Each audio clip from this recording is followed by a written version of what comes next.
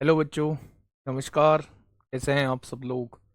उम्मीद करता हूं कि आप सब लोग अच्छे होंगे, बेहतरीन होंगे, लाजवाब होंगे, एकदम बिंदास होंगे और साथ ही बहुत अच्छे से आप लोग अपनी पढ़ाई को कर रहे होंगे।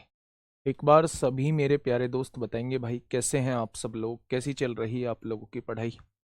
एकदम शानदार चल रही होगी, एकदम ज़बरदस्त चल रही होगी और बहुत मेहनत के साथ जो है वो आप लोग अपने पढ़ाई को कर रहे होंगे। ठीक है। सबसे पहले मेरे प्यारे दोस्त, ये जो क्लास होती है ये हम 3 एग्ज़ाम को टारगेट कर रहे हैं। हम रेलवे वाले बच्चों को टारगेट कर रहे हैं, हम यूपीएसआई वाले बच्चों को टारगेट कर रहे हैं और हम लोग जो है वो एसएससी वाले बच्चों को टारगेट कर रहे हैं। ठीक है। हमने स्टैटिक्स हम लोगों का ख़त्म हो चुका है। आज जो है वो हम लोगों का मेरे प्यारे दोस्त परमुटेशन एंड कॉम्बिनेशन चालू होगा। यूपीएसआई में भी यहाँ से क्वेश्चन पूछे गए हैं 2017 में। रेलवे के एनटीपीसी में भी यहाँ से क्वेश्चन पूछे गए हैं बच्चे, है ना।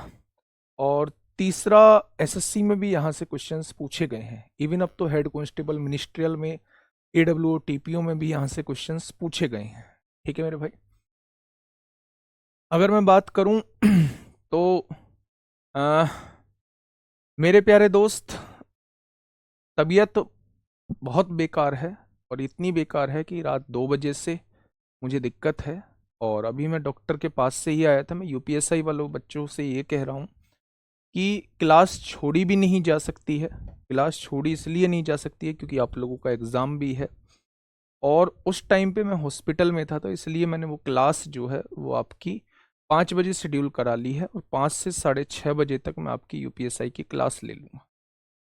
2-3 दिन का उन्होंने बताया है, उन्होंने तो मना ही किया था। 2-3 दिन ये चीज़ें हो सकती हैं मेरे साथ, तो इसमें आप लोगों का तरफ से मुझे ये कोऑपरेट करना होगा आप लोगों को कि भाई जिस टाइम क्लास हो उस टाइम मेरी क्लास ले लो आप आके। बाकी क्लास छोड़ेंगे नहीं, है ना। और मुझे ऐसा लगता है इतना कोऑपरेट करने में शायद आपको भी कोई दिक्कत नहीं होगी। मैं आपको पहले इन्फॉर्म कर दूंगा कि भाई आज की क्लास जो है उस टाइम होगी। मेरे भाई उस टाइम आप लोग क्लास ले लेना और ये ज़्यादा दिन नहीं, केवल 2-3 दिन की बात है। 2-3 दिन में ये सारी चीज़ें जो है बहुत अच्छे से, बहुत शानदार तरीके से हो जाएंगी। ठीक है। 5 बजे जो है वो यूपीएसआई की बैच की क्लास है मेरे भाई। स्वेलिंग आ रखी है पूरे फेस पे, बहुत भयंकर दिक्कत है। पेन किलर इतनी भारी मात्रा में लिया हुआ हूँ, मतलब डॉक्टर ने कहा था कि ये गोली आप मैक्सिमम 3 बार ले सकते हैं दिन में, और मैंने एक ही दिन में वो 5-6 बार ले ली है पेन किलर। मतलब बड़ा भयंकर हो रखा है इस टाइम। ठीक है। चलिए शुरुआत करते हैं मेरे भाई आज की क्लास की। तो आज का हम लोगों का टॉपिक है परमुटेशन एंड कॉम्बिनेशन। हेडिंग बनाइए, permutation and combination. Permutation and combination. Permutation and combination ये बड़ा टॉपिक नहीं है और हम इसे 4 क्लास में पूरी तरीके से ख़त्म कर देंगे। पूरी तरीके से 4 क्लास में हम ख़त्म कर देंगे। परमुटेशन को कहा जाता है क्रमचय और कॉम्बिनेशन को कहा जाता है मेरे भाई संचय। आज का जो टॉपिक रहने वाला है वो क्रमचय और संचय रहने वाला है। अगर मैं रेलवे वाले बच्चों की बात करूं तो रेलवे में ग्रुप डी में यहाँ से क्वेश्चंस पूछे जाते हैं और यहाँ से मेरे भाई एनटीपीसी में क्वेश्चन पूछे जाते हैं, एएलपी में क्वेश्चन यहाँ से पूछे जाते हैं।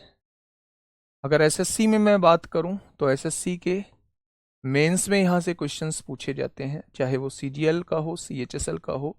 और एसएससी के स्टेनो में यहाँ से क्वेश्चंस पूछे गए हैं। स्टेनो में क्वेश्चंस यहाँ से, और अब तो एसएससी के ही हेड कांस्टेबल मिनिस्ट्रियल और एडब्ल्यूओ टीपीओ में यहाँ से क्वेश्चन पूछे जाते हैं। अगर यूपीएसआई की बात करूं तो यूपीएसआई में भी यहाँ से क्वेश्चंस पूछे गए हैं। 2017 में यहाँ से क्वेश्चंस मेरे प्यारे दोस्त पूछे गए हैं।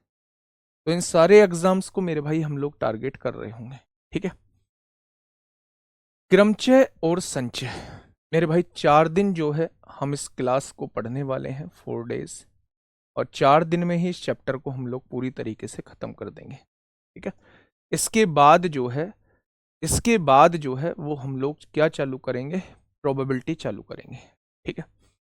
मेरी बात को थोड़ा सा ध्यान से सुनना। दो वर्ड आप लोगों के सामने लिखे हुए हैं। पहला लिखा हुआ है किरमचे और दूसरा लिखा हुआ है संचय। मैं करा देता, दूसरे टीचर से भी करा देता, दीपक भाटी सर करा लेते, लेकिन एक्चुअल में उन पे भी क्लासेस का बर्डन है और एग्ज़ाम सर पे है, तो मतलब सारी चीज़ें जो है वो प्रतिकूल हुई पड़ी हैं, नहीं तो मैं करा देता। ठीक है, और आप नहीं समझोगे, शायद जिन्हें दिक्कत हुई होगी वो समझते होंगे, लेकिन सब बच्चे नहीं समझते हैं। सब बच्चे एक तरीके से लेते हैं कि मतलब दांत में पेन हो रखा है, वो इतना बड़ा पेन नहीं है। खैर छोड़िए उन बातों को। मैंने कहा कि 2-3 दिन दिक्कतें हो सकती हैं, क्लासेस आगे पीछे हो सकती हैं, उसमें थोड़ा सा मैनेज करना होगा, उसके लिए मैं आपसे पहले ही क्षमा मांगता हूँ। दो वर्ड आपके सामने लिखे हुए हैं, चला देने से, दो वर्ड आपके सामने लिखे हुए हैं। पहला लिखा हुआ है क्रमचय और दूसरा लिखा हुआ है संचय।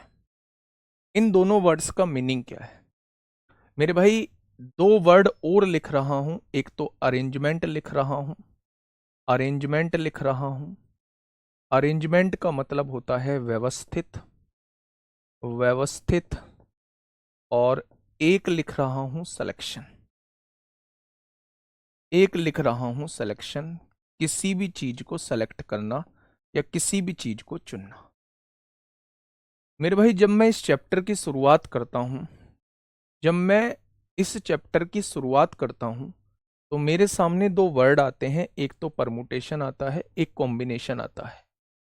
परमुटेशन का मतलब होता है सिलेक्शन प्लस अरेंजमेंट, यानी कि जब हम कुछ डाटा को सेलेक्ट करें पहले और फिर उन्हें अरेंज करें, तो उस प्रोसेस को क्या कहा जाता है? उस प्रोसेस को कहा जाता है परमुटेशन, यानी कि क्रमचय कहा जाता है। मैं एग्जांपल भी दूंगा यहां पे। और जब मेरे प्यारे दोस्त बात संचय की आती है, तो इसमें से केवल और केवल इसमें हम सिलेक्शन को काउंट करते हैं।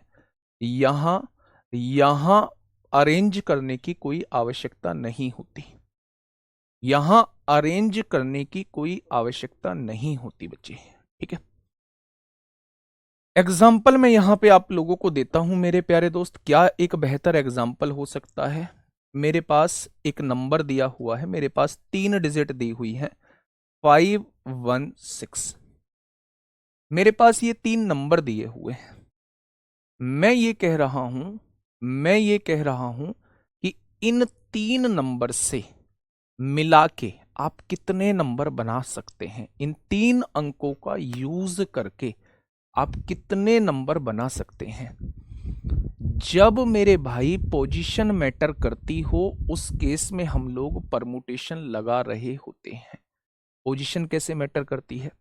अगर इन तीनों अंकों का यूज हमें करना है, तो इन तीनों अंकों का यूज, एक नंबर तो हमारा 516 बन सकता है, एक नंबर हमारा 165 बन सकता है, एक नंबर हमारा 615 बन सकता है या नहीं? एक नंबर हमारा 651 बन सकता है, एक नंबर हमारा, एक नंबर हमारा 156 बन सकता है, और एक नंबर हमारा 615 हो गया, और 651 भी हो गया, 516 561 हो गया, 561 बन सकता है। क्या ये 6 नंबर हम लोग बना सकते हैं? मेरी बात को थोड़ा सा सुनना, बहुत मजा आएगा, बहुत मजा आएगा मेरे भाई। मैंने 3 अंक आपके सामने दिए, मैंने आपसे कहा इन 3 अंकों को मिला के कितने नंबर आप लोग बना सकते हैं? आपने कहा जी इन 3 अंकों को मिला के मैं 516 बना सकता हूं, मैं 165 बना सकता हूं, मैं 615 बना सकता हूं, मैं 651 बना सकता हूं, मैं 156 बना सकता हूं, मैं 561 बना सकता हूं। यानी कि हर एक अंक की पोजीशन मैटर करती है। इसका मतलब यहां जो आएगा, पहले नंबर को सेलेक्ट करना होगा, डिजिट को सेलेक्ट करना होगा, और फिर डिजिट का अरेंजमेंट करना होगा। यहां 6 यहां था, यहां 6 यहां हो गया, यहां 6 यहां पहुंच गया। क्या पोजीशन मैटर करती है? यानी जिस केस में सिलेक्शन के बाद अरेंजमेंट भी जरूरी होता है, उस प्रोसेस को हम लोग परमुटेशन कहते हैं। बात क्लियर? अब आपके पास मैंने कहा, आपके पास मैंने कहा 11 खिलाड़ी हैं, 11 क्रिकेट के खिलाड़ी हैं, और मैं 5 क्रिकेट के खिलाड़ियों को चुनकर एक टीम बनाना चाहता हूं। मैंने आपसे ये कहा कि 11 क्रिकेट खिलाड़ी हैं और मैं उनमें से 5 चुनना चाहता हूं और उनकी एक टीम बनाना चाहता हूं। तो मेरे प्यारे दोस्त, 11 क्रिकेट खिलाड़ियों में से 5 मुझे चुनने हैं। तो इसका मतलब ये टोटल खिलाड़ियों की संख्या हो जाएगी 11। और C4 कॉम्बिनेशन, कॉम्बिनेशन का मतलब सिलेक्शन करना है। कितने खिलाड़ियों का? 5 खिलाड़ियों का। उन पांचों के अरेंजमेंट की कोई ज़रूरत नहीं है, उन पांचों की पोजीशन की कोई ज़रूरत नहीं है। यानी हम इस चुनने को क्या कहेंगे? हम इस चुनने को मेरे भाई कॉम्बिनेशन कहेंगे। तो क्वेश्चन को देख के आप पहचान पाओगे कि यहां परमुटेशन लगेगा या कॉम्बिनेशन लगेगा।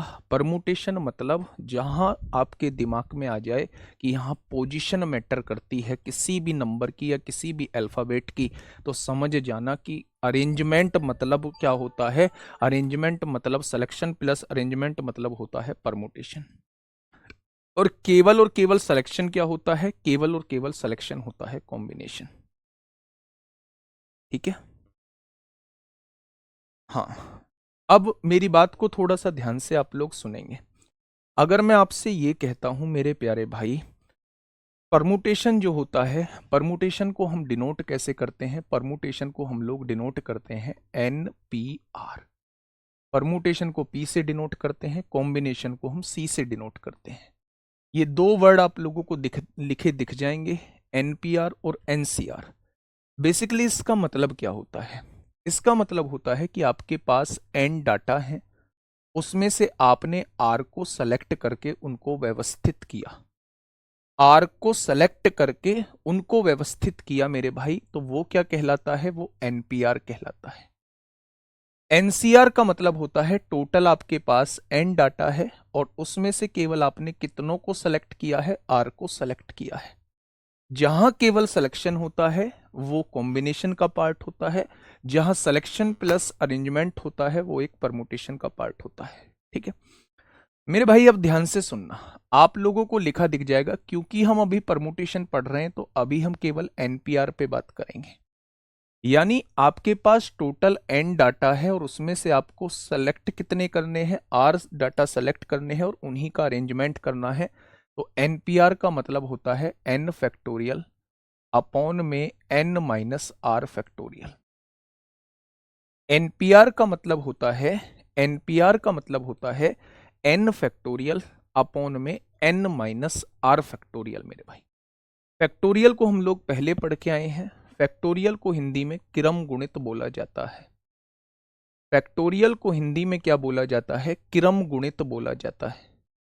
अब ये क्रम गुणित का मतलब क्या है? तो इसे आप लोग अच्छे से जानते होंगे। जैसे मेरे पास कोई n फैक्टोरियल लिखा हुआ है, तो आप n से स्टार्ट करो और एक एक कम करके इनकी मल्टीप्लाई करते चले जाओ मेरे प्यारे दोस्त, और मल्टीप्लाई करते करते इसे 1 तक ले आओ। तो इस डाटा को हम लोग फैक्टोरियल कहते हैं। जैसे आप लोग जानते हैं कि भैया 5 फैक्टोरियल मुझे दिया हुआ है, तो 5 से आप लोग स्टार्ट करो, एक एक कम करते हुए ले आओ, और कहाँ तक आपको आना है? 1 तक आपको आना है। यही 5 फैक्टोरियल का मतलब होता है। यही 5 फैक्टोरियल का मतलब होता है मेरे भाई। ठीक है, या यहाँ तक की चीज़ें क्लियर हुई? तो आपने कहा जी यहाँ तक की चीज़ें जो है वो क्लियर हो चुकी हैं। तो जब भी आपसे NPR पूछे, मतलब वो आपसे कह दे कि आपके पास 10 टोटल डाटा है और उसमें से आपको जो है वो 6 सेलेक्ट करके उन्हें अरेंज करना है, तो 10p6 का मतलब क्या हो जाएगा? 10p6 का मतलब हो जाएगा 10 फैक्टोरियल अपॉन में n माइनस आर, यानी 10 में से 6 गया तो यानी 4 फैक्टोरियल। ठीक है, क्या ये मेरी बात समझ में आई? तो आपने कहा जी बिल्कुल आगे। देखिए, अब थोड़ा सा हम लोग आगे बढ़ते हैं। अगर मैं बात करूं क्रमचय और संचय की, तो सबसे पहले हमें ये चीज पढ़नी है। फैक्टोरियल क्या होता है आप लोग समझ चुके हैं। इसकी मल्टीप्लीकेशन थ्योरम क्या होती है वो आगे आएगी। इसकी एडिशन थ्योरम क्या होती है वो आगे पढ़ेंगे। जब वस्तुओं की पुनरावृत्ति की अनुमति हो, यानी कि रिपीटिशन अलाउड हो, रिपीटिशन नॉट अलाउड हो, permutation when all items are different, permutation when all items are not different, चक्रीय क्रमचय यानी कि गोल में जब होता है साइक्लिक परमुटेशन, और संचय, फिर उसके बाद हमें कॉम्बिनेशन पढ़ना है। इनसे अभी ज्यादा कुछ आप लोगों को नहीं देखना है, थोड़ा सा आगे बढ़िए। हेडिंग डालिए परमुटेशन। मैंने आपको अभी क्या बताया है? मैंने कहा है we can call permutation as selection plus arrangement. It is the arrangement of object in a definite order whereas combination is just selection. यानी संचय में केवल सिलेक्शन होता है, परमुटेशन में सिलेक्शन प्लस अरेंजमेंट होता है. ठीक है, यही वही बात लिखी हुई है. जैसे फैक्टोरियल के बारे में मैंने आपको बताया, n विभिन्न वस्तुओं को एक पंक्ति में व्यवस्थित करने की तरीके की संख्या n फैक्टोरियल होती है. फैक्टोरियल को हम लोग डिनोट कैसे करते हैं, ऐसे डिनोट करते हैं. ये चीजें मैं आपके साथ पहले डिस्कस कर चुका हूं. अब मुझे ये बताइए, छोटी सी बात बताइए, ये मैं थोड़ा सा बेसिक आप लोगों को सिखाने के लिए लाया हूं मेरे भाई. जैसे ये क्वेश्चन नहीं पूछे गए हैं, फिर थोड़ा सा बेसिक बताना है बस. जैसे 8 फैक्टोरियल लिखा हुआ है, तो 8 फैक्टोरियल का मतलब क्या है? 8 फैक्टोरियल का बेसिकली मतलब है कि आप 8 से स्टार्ट करिएगा और कहाँ तक आप लोगों को जाना है? आप लोगों को 1 तक जाना है मल्टीप्लाई करते हुए. 8 फैक्टोरियल का मतलब मेरे प्यारे दोस्त ये होता है. आज की बिल्कुल बेसिक क्लास रहने वाली है. ठीक है, जैसे मेरे प्यारे दोस्त ये दूसरा पार्ट आप लोगों को दिया हुआ है, तो आप इसमें ऐसे सॉल्व करिए. 3 फैक्टोरियल को कॉमन ले लीजिए, या पहले ऐसे कर लीजिए इसे. 4 फैक्टोरियल को हम क्या लिख सकते हैं? 4 मल्टीप्लाई 3 मल्टीप्लाई 2 मल्टीप्लाई 1. ठीक है, और 3 फैक्टोरियल को हम क्या लिख सकते हैं? 3 मल्टीप्लाई 2 मल्टीप्लाई 1 लिख सकते हैं. क्या क्या आप लोग कहेंगे 3 इंटू 2 इंटू 1 जो है वो कॉमन आ जाएगा? अगर ये कॉमन आ चुका है यहां से, तो यहां क्या बचेगा? 4 बचेगा. और यहां से ये कॉमन आ चुका है, तो यहां क्या बचेगा? यहां 1 बचेगा. यानी कि मेरे प्यारे दोस्त 3 दूनी 6 एकम 6 हो जाएंगे, और 4 में से 1 गया 3 हो जाएंगे. यानी क्वेश्चन का जवाब क्या हो जाएगा? क्वेश्चन का जवाब जो है वो 18 हो जाएगा. क्वेश्चन का जवाब जो है वो 18 हो जाएगा. हाँ, आज बिल्कुल बेसिक है, आज बिल्कुल बेसिक बताऊंगा. आज आपको कोई भी ऐसी चीज नहीं आएगी जो आपको परेशान करे, और हो सकता है आज ऐसा कोई भी क्वेश्चन ना आए जो पेपर में पूछा गया. लेकिन आज की चीजें बहुत इंपॉर्टेंट है. आगे की 3 क्लास तब समझ में आएंगी बहुत अच्छे से, जब आज की क्लास को आप थोड़ा सा अच्छे से कर लोगे. ठीक है, अब देखो मेरे भाई, मेरी बात समझना. मैं यहीं पे एक बात बताता हूं आपको. मैंने आपसे कहा 5 फैक्टोरियल का मतलब क्या होता है, तो आप कहेंगे 5 फैक्टोरियल का मतलब होता है 5 मल्टीप्लाई 4 मल्टीप्लाई 3 मल्टीप्लाई 2 मल्टीप्लाई 1. अच्छा ये बताइए, मैं इसको क्या लिख सकता हूं? 5 मल्टीप्लाई 4 3 2 1 को क्या मैं 4 फैक्टोरियल लिख सकता हूं? आया ना? तो आप कहेंगे जी बिल्कुल लिख सकते हो, ये 4 फैक्टोरियल ही तो लिखा हुआ है. 4 से स्टार्ट करके गुणा करते हुए 1 तक गए हैं. यानी कि मेरे प्यारे दोस्त इस क्वेश्चन को दूसरे तरीके से भी किया जा सकता था. इतनी बड़ी गुणा करने की आवश्यकता नहीं थी. कैसे? 4 फैक्टोरियल को क्या मैं लिख सकता हूं? 4 गुणा 3 फैक्टोरियल. भाई 3 गुणा 2 गुणा 1 को 3 फैक्टोरियल लिख सकता हूं. यहां पहले से ही 3 फैक्टोरियल आपको दिया हुआ है. अगर 3 फैक्टोरियल दोनों जगह है तो 3 फैक्टोरियल कॉमन ले लूंगा. यहां क्या बचेगा? 4 बचेगा, और यहां क्या बचेगा? 1 बचेगा. तो इस क्वेश्चन का जवाब आ जाएगा 3 गुणा 3 फैक्टोरियल. और 3 फैक्टोरियल का मतलब क्या होता है? 3 गुणा 2 गुणा 1 होता है. यानी 3 तिया 9 दूनी 18. ऐसे भी क्वेश्चन को सॉल्व किया जा सकता था. ठीक है, मेरी बातें समझ में आई आप लोगों के? थोड़ा सा और आगे बढ़ते हैं. अगर मैं आपसे पूछूं भैया जी इसका जवाब बताइए, क्या अगर इन दोनों फैक्टोरियल को आप लोग जोड़ोगे तो क्या वो 7 फैक्टोरियल के बराबर आएगा? आप मुझे बताइए, या 3 फैक्टोरियल और 4 फैक्टोरियल को जोड़ के वो 7 के बराबर आएगा? तो आप कहेंगे ऐसा कभी भी नहीं आएगा. इतना आएगा, ध्यान से सुनना. अच्छा मुझे ये बताइए, ये क्या लिखा हुआ है? 3 फैक्टोरियल प्लस 4 फैक्टोरियल को क्या मैं लिख सकता हूं? 4 गुणा 3 फैक्टोरियल. 4 गुणा आगे 3 फैक्टोरियल लिख दूंगा. कोई दिक्कत? तो आप कहेंगे जी कोई दिक्कत नहीं है. दोनों जगह 3 फैक्टोरियल है, कॉमन ले लो 3 फैक्टोरियल. यहां क्या बचेगा? 1 बचेगा, और यहां क्या बचेगा? 4 बचेगा. यानी कि ये जो लिखा हुआ है ये 5 मल्टीप्लाई 3 फैक्टोरियल का मतलब होता है 3 मल्टीप्लाई 2 मल्टीप्लाई 1. 5 तिया 15 दूनी 30 आ जाएगा. क्या 7 फैक्टोरियल का मतलब 30 होता है? 7 फैक्टोरियल का मतलब होता है 7 गुणा 6 गुणा 5 गुणा 4 गुणा 3 गुणा 2 गुणा 1। क्या वो 30 के बराबर आएगा?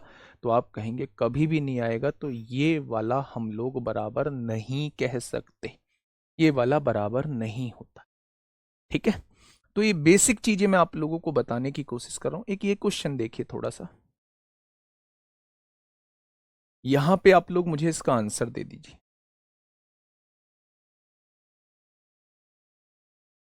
यहां पर आप लोग मुझे इसका आंसर दे दीजिए, क्या होगा इस क्वेश्चन का साथी? बिल्कुल सही जवाब। देखिए यहां पे दिया हुआ है 1/6 फैक्टोरियल प्लस 1/7 फैक्टोरियल बराबर x/8 फैक्टोरियल दिया हुआ है। तो वो आपसे x का मान पूछना चाह रहा है, ये x का मान आपसे पूछना चाह रहा है। थोड़ा सा ध्यान से सुन। अच्छा एक बात बताइए, क्या आप इसे लिख सकते हैं 1/6 फैक्टोरियल? ये तो लिखा हुआ है, प्लस 1/7 फैक्टोरियल को क्या आप लिख सकते हैं 7 मल्टीप्लाई आगे 6 फैक्टोरियल? भाई 6 5 4 3 2 1 को आप लिख सकते हैं ना 6 फैक्टोरियल? आपने कहा बिल्कुल। 8 फैक्टोरियल जब लिखा हुआ है तो क्या आप 8 को लिख सकते हैं 8 मल्टीप्लाई 7, और इसके आगे 6 5 4 3 2 1 को 6 फैक्टोरियल लिख सकते हैं, हाँ या ना? तो आप कहेंगे बिल्कुल लिख सकते हैं। क्या 6 फैक्टोरियल हर जगह कॉमन है? क्या 6 फैक्टोरियल हर जगह कॉमन है, कट जाएगा? तो आपने कहा बिल्कुल कट जाएगा। यानी यहां बचने वाला है 1 प्लस 1/7, और यहां क्या बचने वाला है x/8 सत्ते 56। जब आप एलसीएम लेंगे 7 एकम 7 और 1 8/7 हो जाएगा, और यहां क्या है मेरे प्यारे दोस्त x/56 है। यानी कि 7 अट्ठे 56 होता है और 8 अट्ठे कितना हो जाएगा 64 हो जाएगा। क्या आप कह सकते हैं कि x की वैल्यू 64 निकल के आएगी? क्या आप कह सकते हैं x की वैल्यू x की वैल्यू खाली 64 निकल के आएगी? तो आप कहेंगे जी बिल्कुल कह सकते हैं। तो ये चीज समझ में आ गई क्या? बहुत बढ़िया। अब मैं थोड़ा सा आपके सामने आगे चीजों को लेके चलता हूं। यहां से थोड़ी सी चीजें ऐसी स्टार्ट हुई हैं जिनका पेपर में डायरेक्ट यूज होगा। सबसे पहले हमें पढ़ना है मल्टीप्लीकेशन प्रिंसिपल क्या कहता है। रिकॉर्डिंग क्लास नहीं है मेरे प्यारे दोस्त, मेरी बात को थोड़ा सा समझिए। मैं ये कह रहा हूं कि मल्टीप्लीकेशन प्रोडक्ट मतलब प्रिंसिपल क्या कहता है। मल्टीप्लीकेशन प्रिंसिपल ये कहता है कि अगर कोई दूसरा काम पहले काम पर डिपेंड करता है तो वहां हम लोग मल्टीप्लाई करते हैं। दो चीजें होंगी, एक तो हमें मल्टीप्लीकेशन प्रिंसिपल पढ़ना पड़ेगा। किताबी भाषा छोड़िए, किताबी भाषा छोड़िए, मैं जो आपको समझाने की कोशिश कर रहा हूं उस चीज को समझना। एक तो गुणन सिद्धांत यहां पे हमें पढ़ना है, और एक योग सिद्धांत हम लोगों को पढ़ना है। एडिशन थ्योरम हम लोगों को पढ़नी है, या एडिशन प्रिंसिपल हम लोगों को पढ़ना है। जब कोई दूसरा काम पहले काम पे डिपेंड करता है, जब कोई दूसरा काम पहले काम पे डिपेंड करता है तो वहां हमेशा मल्टीप्लीकेशन थ्योरम का इंप्लीमेंटेशन होता है। जब कोई काम अलग अलग सेपरेट तरीके से होते हैं वहां मेरे भाई एडिशन का काम करते हैं हम लोग। मेरी बात को सुनना, मैं क्या कहना चाह रहा हूं। मैं ये कहना चाह रहा हूं कि इन्होंने जो अपनी डेफिनेशन में कहा है मल्टीप्लीकेशन प्रिंसिपल क्या होता है, इन्होंने कहा है मान लीजिए कि कोई घटना ई के घटित होने के विभिन्न प्रकार एम है। यानी किसी भी चीज के घटना घटित होने के, उसकी घटित होने के जो प्रकार हैं वो एम है, तथा पहली घटना ई के प्रत्येक प्रकार से जुड़ी हुई है, यानी पहली पे डिपेंड करती है।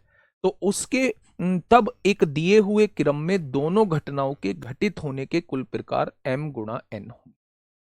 100% मैं दावे के साथ कह सकता हूं आपको ये चीजें समझ में नहीं आई होंगी। ये जो चीजें सामने किताबी भाषा लिखी हुई है ये आपको समझ में नहीं आई होंगी। मेरे प्यारे दोस्त, मैं इस क्वेश्चन से आपको समझाने की कोशिश करूंगा क्यों यहां पे परमुटेशन लगेगा। एक होल में 12 दरवाजे हैं, एक होल में, छोड़िए ना उसे, मैं ये आपसे कहना चाह रहा हूं दो चीजें हम लोगों को पढ़नी है। एक परमुटेशन हम लोगों को पढ़ना है, एक मेरे भाई एडिशन एक तो मल्टीप्लीकेशन हम लोगों को पढ़ना है, एक एडिशन हम लोगों को पढ़ना है। पर मल्टीप्लीकेशन में हम लोगों को यूज मल्टीप्लीकेशन का तब करना है जब दूसरा काम जो है वो पहले काम पे डिपेंड करता हो। एडिशन हम लोगों को तब यूज करना है जब अलग अलग काम सेपरेट होते हों, यानी कि जब दूसरा काम पहले काम पे डिपेंड ना करता हो तो वहां हम एडिशन वाली प्रॉपर्टी लगाएंगे। पहले मल्टीप्लीकेशन के क्वेश्चन से मैं आपको समझाता हूं। मैं ये कहता हूं उस किताबी भाषा को गोली मारो, ध्यान से सुनो।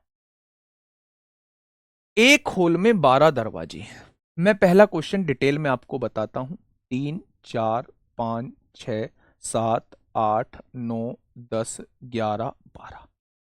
एक होल में 12 दरवाजे हैं।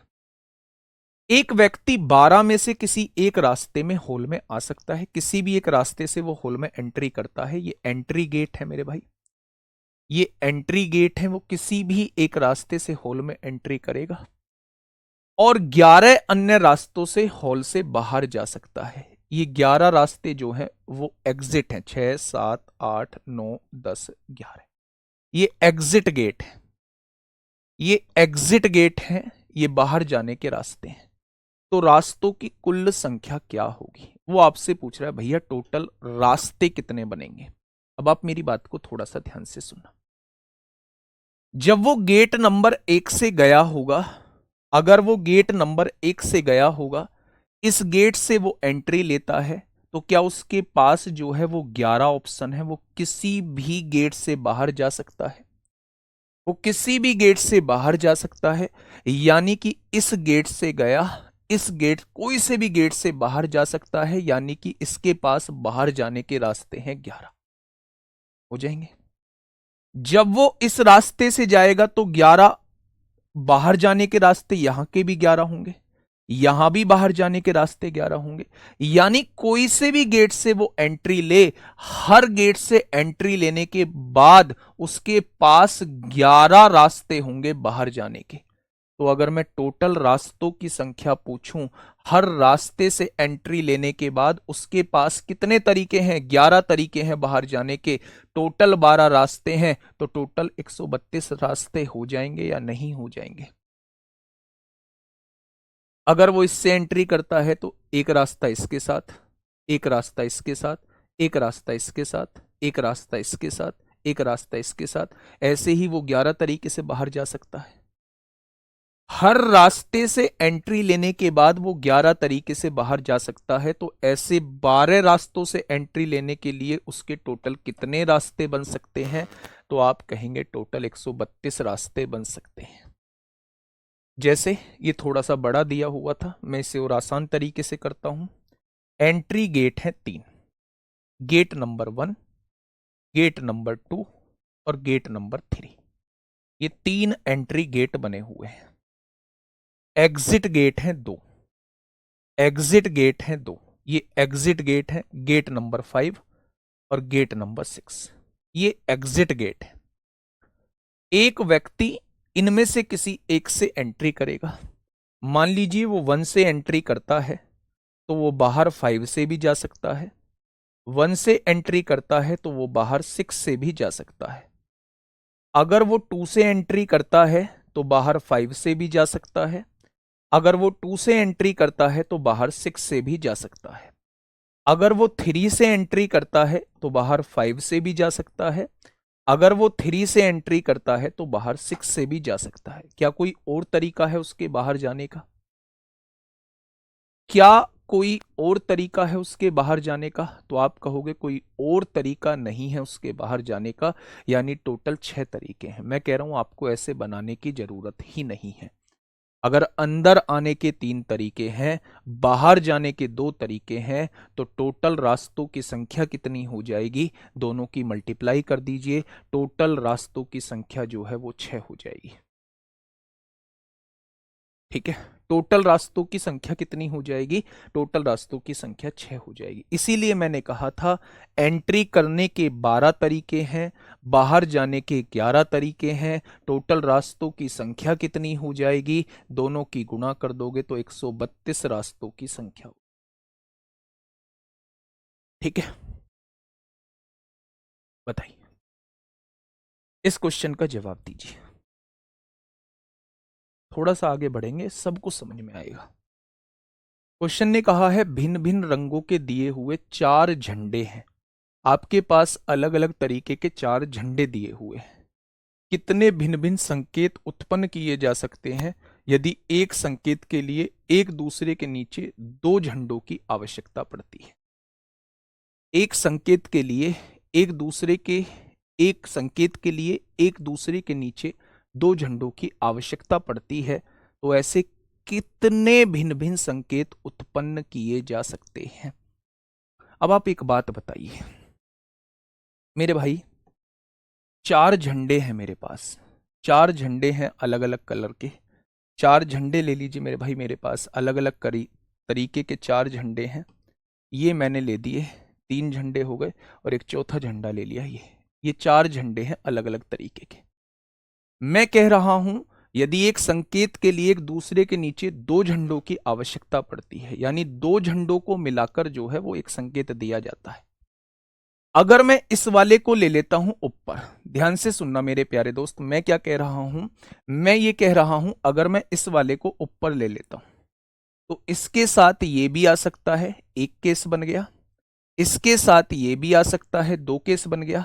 इसके साथ ये भी आ सकता है, 3 केस बन गया। बन जाएंगे क्या? यानी आप कहेंगे कि जी इसके साथ 3 केस बन सकते हैं। तो ऐसे ही 4 झंडे हैं, 3 केस हर एक से के साथ बनेंगे, यानी टोटल झंडों की संख्या, टोटल जो संकेत हो जाएंगे वो कितने हो जाएंगे? टोटल जो संकेत हो जाएंगे वो 12 हो जाएंगे। टोटल जो संकेत हो जाएंगे वो कितने हो जाएंगे? 12 हो जाएंगे। ठीक है, नेक्स्ट इसके बाद आता है मेरे भाई एडिशन आता है। एडिशन में क्या करते हैं, यदि कोई घटना ई के घटित होने के विभिन्न प्रकार एम है, यानी कोई एक घटना जो है वो एम प्रकार से घटित हो सकती है, तथा दूसरी घटना एफ के घटित होने के विभिन्न प्रकार एन है, तथा मान लीजिए कि ये दोनों घटनाएं साथ साथ घटित नहीं हो सकती, तो ई या एफ के घटित होने के कुल प्रकार की संख्या एम प्लस एन होती है। इस केस में दोनों जुड़ जाते हैं। आपने कहा जी थ्योरी से समझ में नहीं आया, एग्जाम्पल से एक बार समझा दो कि एग्जाम्पल से कैसे होगा। देखिए मेरे भाई ये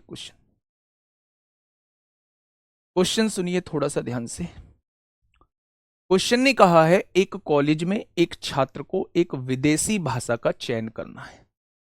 एक छात्र को एक विदेशी भाषा का चयन करना है, एक विदेशी भाषा का चयन करना है।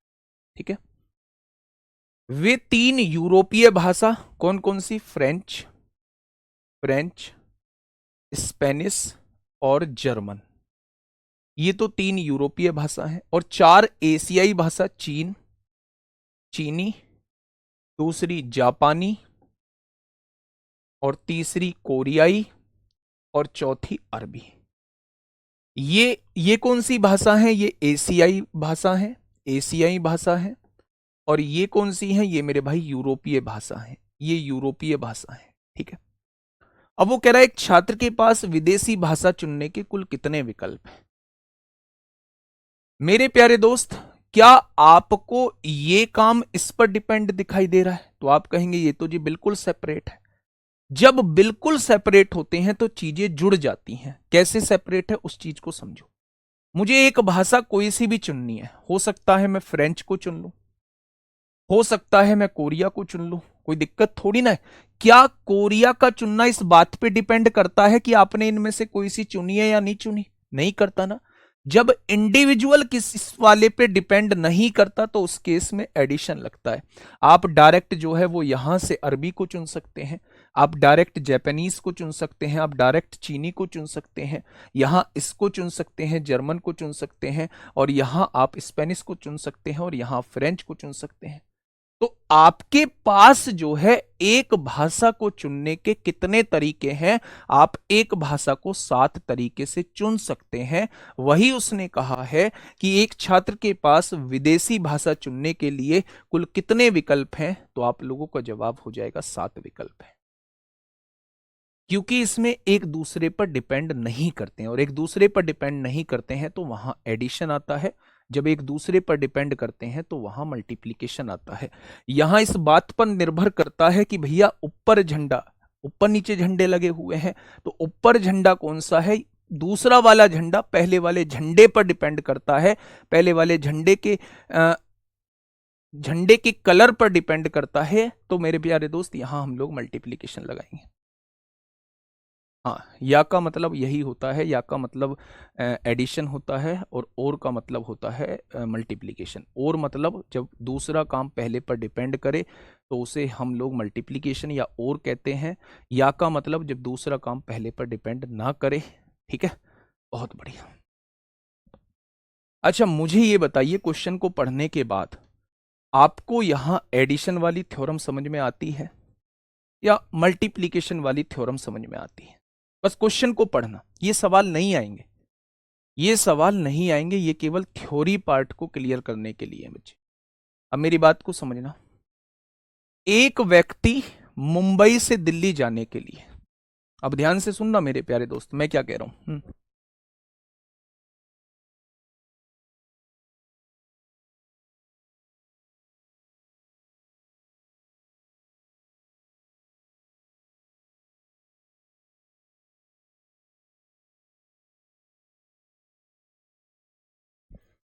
एक व्यक्ति जो है वो मुंबई से दिल्ली जाता है। मेरे भाई मैं बहुत बेसिक से समझा रहा हूं, आगे वाले क्वेश्चन में कोई दिक्कत नहीं आएगी, मैं वादा करता हूं। ये क्वेश्चन नहीं पूछे जाते, लेकिन इन क्वेश्चन को सीखना बहुत जरूरी है। ठीक है, एक व्यक्ति मुंबई से दिल्ली जाने के लिए एक टिकट बुक करना चाहता है। उनके पास 3 एयरलाइंस या 2 ट्रेन सेवाएं उपलब्ध हैं। 3 तो एयरलाइंस मौजूद हैं, 3 तो एयरलाइन है यानी 3 फ्लाइट हैं, 2 ट्रेन मौजूद है। 3 फ्लाइट हैं, 2 ट्रेन मौजूद है। उनके पास यात्रा करने के लिए कुल कितने विकल्प हैं? क्या ट्रेन से यात्रा करना इस बात पे डिपेंड करता है कि आप फ्लाइट से गए हैं या नहीं गए? क्या फ्लाइट से यात्रा करना इस बात पे डिपेंड करता है कि आप ट्रेन से गए हैं या नहीं गए? जब एक दूसरे पर डिपेंड ही नहीं करते तो मेरे भाई यहां मल्टीप्लिकेशन थ्योरम क्यों लगेगी? आप तीनों एयरलाइंस में से किसी से भी टिकट बुक कर सकते हैं, तो 3 तरीके से आप मुंबई से दिल्ली जा सकते हैं। दोनों ट्रेनों में से किसी से भी टिकट बुक कर सकते हैं, 2 तरीके से आप लोग जो है वो मुंबई से दिल्ली जा सकते हैं। एक भी तरीका दूसरे पर डिपेंड नहीं करता है। फ्लाइट से जाना इस बात पर डिपेंड नहीं करता कि आप ट्रेन से गए हैं या नहीं, ट्रेन से जाना इस बात पे डिपेंड नहीं करता है कि आप फ्लाइट से गए हैं या नहीं। और जब डिपेंड नहीं करता तो बीच में प्लस आता है, और प्लस का मतलब केवल और केवल मुंबई से दिल्ली जाने के आपके पास कितने विकल्प हैं? आपके पास टोटल 5 विकल्प हैं। दिल्ली से मुंबई जाने के टोटल आपके पास कितने विकल्प हैं? तो आप कहेंगे टोटल 5 विकल्प हैं। आपने कहा जी ये बातें समझ में आई। अच्छा, मुझे यहां बताइए, आराम से पहले इस मल्टीप्लिकेशन और एडिशन का मामला ही खत्म कर लो, आगे हम लोग तब बढ़ेंगे मेरे भाई। इस क्वेश्चन को आराम से पढ़िए, किस लेवल तक आप सोच पा रहे हैं। ये देखिए कि आप पहले वाले पर चीजें डिपेंड करती हैं या नहीं, और अगर डिपेंड नहीं करती तो एडिशन आएगा, और डिपेंड करती हैं तो मल्टीप्लिकेशन आएगा। ठीक है, सुनिए। एक कक्षा में 15 लड़के हैं, 15 हो गए बॉयज। बेटा जी बहुत प्यार से, अभी आपको एक भी सवाल का उत्तर देने की आवश्यकता नहीं है। आप शुरू के कुछ सवाल सीख लीजिए, बाद में आप ही वो लोग होंगे जो उत्तर सबसे पहले देंगे, आंसर सबसे पहले देंगे। मैं ये कह रहा हूं एक कक्षा में 15 लड़के हैं और 10 लड़कियां हैं, हो गए। मॉनिटर के रूप में एक लड़का, या तो मॉनिटर के रूप में एक लड़का या फिर एक लड़की। लड़का होगा तो भी चलेगा, लड़की होगी तो भी चलेगा। कितने तरीके से चुना जा सकता है? आप मुझे बताइए कि 15 लड़कों में से चुनना है, 15 लड़कों में से चुनना है। चुनना मेरे दोस्त क्या आता है? कॉम्बिनेशन का पार्ट है वैसे तो। लेकिन आप ये बात बताइए, 15 लड़कों में से कोई भी लड़का लेना है, किसी को भी मॉनिटर बना सकते हैं, तो क्या हमारे पास टोटल 15 विकल्प हैं? क्या हमारे पास टोटल 15 विकल्प हैं? क्या 10 लड़कियों में से किसी को भी मॉनिटर बना सकते हैं, तो क्या हमारे पास टोटल 10 विकल्प हैं? लड़कियों का मॉनिटर बनना इस बात पे डिपेंड नहीं करता कि लड़के मॉनिटर बने हैं या नहीं, लड़कों का मॉनिटर बनना इस बात पे डिपेंड नहीं करता कि लड़कियां मॉनिटर बनी है या नहीं, तो क्या यहां एडिशन हो जाएगा। यानी कि टोटल हमारे पास 25 तरीके हैं एक व्यक्ति को मॉनिटर बनाने के, एक व्यक्ति को मॉनिटर बनाने के। एक लड़का एक लड़की हो, और एक लड़का और एक लड़की हो, जब दोनों को कह रहा हो तब वहां मल्टीप्लीकेशन आएगा, वहां वो आगे की चीजें। अपने आप को खुद कंफ्यूज मत करो, मैं जितना पढ़ा रहा हूं अभी उतना पढ़ के चलो। मैं कह रहा हूं एक भी चीज नहीं छूटेगी भाई, आप खुद जवाब दोगे, आप खुद जवाब दोगे मेरे प्यारे दोस्त। ठीक है, चलिए ये चीजें समझ में आई। आपने कहा जी थोड़ा थोड़ा आ रहा है समझ में, थोड़ा सा और मजा आएगा आगे, कोई बात नहीं। ये परमुटेशन फिर से हेडिंग डाल दी है, कोई दिक्कत नहीं। बहुत बच्चों का सवाल होता है कि 1 फैक्टोरियल का मतलब भी 1 होता है और 0 फैक्टोरियल का मतलब भी 1 होता है, आखिर ऐसा क्यों? 0 फैक्टोरियल 1 कैसे आ जाता है वो हमें आप बताना है। ठीक है, देखिए अगर मेरे पास n फैक्टोरियल लिखा हुआ है तो इसका मतलब होता है n को लिखिए, मल्टीप्लाई में एक कम करिए, n-1 हो जाएगा। क्या उसे फैक्टोरियल को लिख सकता हूं? क्या इसका बेसिकली मतलब ये होता है? आपने कहा जी बिल्कुल ये होता है। अगर मैं n की वैल्यू 1 रख दूं, 1 फैक्टोरियल ये हो जाएगा मेरे प्यारे दोस्त, बहुत बढ़िया। n की जगह 1 रखा है, 1 में से 1 गया, 0 फैक्टोरियल हो जाएगा। 1 फैक्टोरियल का मतलब 1 होता है, ये 1 मल्टीप्लाई में है, इधर आके डिवाइड में हो जाएगा। तो क्या आप कह सकते हैं कि 0 फैक्टोरियल की जो वैल्यू होती है वो 1 होती है? क्या आप कह सकते हैं कि 0 फैक्टोरियल की जो वैल्यू होती है वो 1 होती है? इसीलिए मैं ये प्रूव लेके आया हूं, आप याद रखना 1 फैक्टोरियल की वैल्यू भी 1 होती है और 0 फैक्टोरियल की वैल्यू भी 1 होती है। ठीक है, थोड़ा सा आगे बढ़ते हैं, आएगा मजा आएगा। ये आइए इस वाले क्वेश्चन पे आइए। पहले इससे पहले जो है ये बेसिक है, बेसिक को हम लोग पढ़ने की जरूरत नहीं है, भाड़ में जाने दो बेसिक को, पहले इतना ही है। इस क्वेश्चन की तरफ आइए बच्चे, बहुत प्यार से सुनिएगा, है ना। क्वेश्चन ने दिया है कि भैया 12 पीआर की वैल्यू जो है वो 1320 दी गई है, तब आर का मान आपसे पूछा है क्या होता है। अच्छा मुझे ये बताइए कि एनपीआर हम लोग क्या पढ़ के आए हैं? एनपीआर हम लोग पढ़ के आए हैं कि एन वैल्यू में से आर वैल्यू को सेलेक्ट करके उन्हें अरेंज करना है और उसका फॉर्मूला होता है n factorial upon n minus r factorial. ठीक है मेरे प्यारे दोस्त, एनपीआर यानी 12 पीआर है, ऊपर तो 12 फैक्टोरियल लिखेंगे और नीचे लिखेंगे 12 minus r factorial. 12 minus r factorial, इधर क्या लिखा हुआ है? इधर लिखा हुआ है दोस्त 1320 लिखा हुआ है। अब वो आपसे ये पूछना चाह रहा है, अब वो आपसे ये पूछना चाह रहा है कि आर की वैल्यू क्या होनी चाहिए। थोड़ा सा ध्यान से सुनना।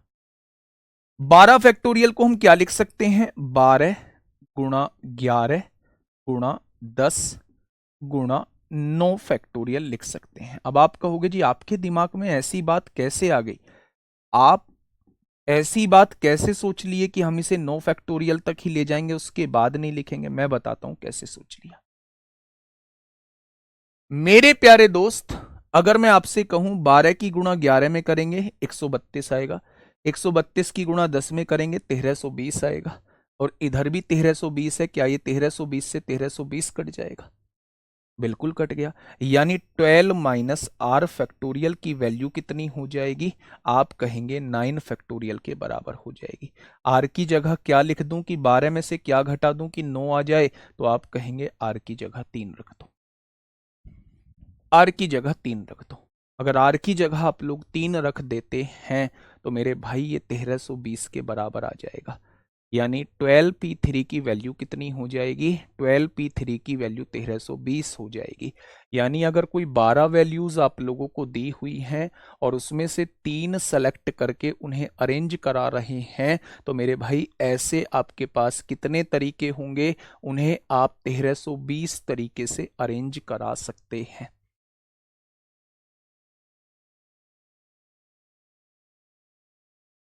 ठीक है, बहुत बढ़िया, बहुत शानदार। चलिए मेरे प्यारे दोस्त आगे बढ़ते हैं, थोड़ा सा आगे। इसका मुझे जवाब दीजिए, क्या होगा इस क्वेश्चन का बिल्कुल सही जवाब? NP3 NP2, n factorial, permutation का मतलब n-3 फैक्टोरियल, यही तो होता है, बहुत बढ़िया। n फैक्टोरियल अपॉन में n-2 फैक्टोरियल, बहुत बढ़िया। n फैक्टोरियल से n फैक्टोरियल कट जाएगा, हो जाएगा। अच्छा, फैक्टोरियल का मतलब होता है एक घटा के लिखिए, जब क्रॉस मल्टीप्लाई करेंगे तो आपको यहां से समझ में आ जाएगा n-3 फैक्टोरियल बराबर n-2 फैक्टोरियल के। मेरे प्यारे दोस्त, अगर मैं आपसे कहूं ये n-3 फैक्टोरियल लिखा हुआ है, फैक्टोरियल का मतलब होता है जैसे आप 4 फैक्टोरियल लिखते हैं, तो 4 फैक्टोरियल का मतलब क्या, इस 4 को लिखिए, इसमें से एक घटाइए 3 आएगा, फिर इसमें से एक घटाइए 2 आएगा, फिर इसमें से एक घटाइए, ऐसे ही तो करते हुए चले जाते हैं। अगर यहां n-2 फैक्टोरियल है तो आप इसे लिख सकते हैं n-2 लिख सकते हैं, फिर इसमें से एक घटाइए, n-2 में से एक घटाएंगे तो n-3 हो जाएगा। क्या मैं इसे ऐसे लिख सकता हूं या नहीं, तो आप कहेंगे जी बिल्कुल लिख सकते हैं। n-3 फैक्टोरियल से n-3 फैक्टोरियल कट जाएगा, इधर क्या बचेगा, 1 बच जाएगा, और यहां क्या बच रहा है, यहां n-2 बच रहा है, ये दो इधर आके प्लस का हो जाएगा, तो n की वैल्यू कितनी हो जाएगी, n की वैल्यू मेरे प्यारे भाई 3 हो जाएगी, n की वैल्यू 3 हो जाएगी। मेरी बात समझ में आई क्या? फैक्टोरियल का मतलब समझ में आया? फैक्टोरियल का मतलब होता है जिसके आगे फैक्टोरियल लगा हुआ है वहां से शुरू करो, वहां से शुरू करो, एक एक घटा के लिखते चले जाओ, वही फैक्टोरियल का मतलब होता है। अगर यहां n-2 फैक्टोरियल है, अगर n-2 फैक्टोरियल है तो इसमें से एक घटाएंगे, अगली वाली n-3 फैक्टोरियल आ जाएगी। लिख सकते हैं क्या मेरे प्यारे दोस्तों? आप कहेंगे बिल्कुल लिख सकते हैं। n-3 फैक्टोरियल से n-3 फैक्टोरियल कट गया, यानी n-2 की वैल्यू 1 के बराबर आ जाएगी। अगर -2 है, इधर आके +2, 1 और 2 जुड़ के कितने हो जाएंगे, 3। सर n-3 नहीं समझ में आया, मुझे पता था, मैंने तभी ये बताया था, मुझे पता था कि आप इसको नहीं समझ पाओगे। समझिए, आपके सामने एक संख्या लिखी है 5 फैक्टोरियल। इस 5 फैक्टोरियल का मतलब क्या होता है? इस 5 फैक्टोरियल का मतलब होता है 5 को लिखिए, एक एक घटाते चले जाइए, 4, 3, 2, 1। लिख सकते हैं क्या? क्या आप इसे ऐसे नहीं लिख सकते, 5 को ऐसे खाली का खाली लिख दें? क्या ये आपके सामने 4 फैक्टोरियल लिखा हुआ है, क्या इसे ऐसे नहीं लिख सकते? बिल्कुल लिख सकते हैं। क्या इसे ऐसे नहीं लिख सकते, 5 को ऐसे ही लिख दो, 4 को ऐसे ही लिख दो? ये आपके सामने 3, 2, 1 3 फैक्टोरियल लिखा हुआ है, क्या इसे ऐसे नहीं लिख सकते? बिल्कुल लिख सकते हैं। अगर यहां आपको 5 फैक्टोरियल ना दे के n फैक्टोरियल दे दिया जाए तो क्या आप उसे n से शुरुआत करते हुए n-1 फैक्टोरियल नहीं लिख सकते? बिल्कुल लिख सकते। क्या आप उसे ऐसे नहीं लिख सकते, n into n-1 into n-2 factorial नहीं लिख सकते? बिल्कुल लिख सकते। क्या आप उसे ऐसे नहीं लिख सकते, n इंटू एक घटाया n-1 इंटू एक घटाया n-2 इंटू एक घटाया n-3? क्या उसे ऐसे नहीं लिख सकते? बिल्कुल लिख सकते, बिल्कुल लिख सकते हैं मेरे भाई। अगर आप ऐसा लिख सकते हैं तो वही काम तो मैंने किया है यहां। कैसे किया है, ध्यान से सुनना। np3 का मतलब क्या था? np3 का मतलब था n factorial upon n-3 factorial. np2 का मतलब क्या है, n factorial upon n-2 factorial. n factorial से n फैक्टोरियल कट गया, जब क्रॉस में मल्टीप्लाई करोगे तो n-3 फैक्टोरियल की वैल्यू n-2 के फैक्टोरियल के बराबर आ जाएगी। जब आपको पता है फैक्टोरियल का मतलब एक एक घटा के लिखना होता है, तो आपने इसको ऐसे ही लिखा रहने दिया। जब इसमें से एक घटाओगे, n-2 में से एक घटाओगे, तो क्या ये n-3 फैक्टोरियल हो जाएगा आगे? n-3 फैक्टोरियल से n-3 फैक्टोरियल कट जाएगा, कटेगा तो ये एक आ जाएगा इधर, इधर क्या बचा, खाली n-2 बचा, ये -2 है, इधर आके +2 हो गया, 2 और 1 3 हो गया। ठीक है, ये बेसिक चीज भैया सीखनी पड़ेगी। आप मुझे बताइए इसका जवाब क्या होगा?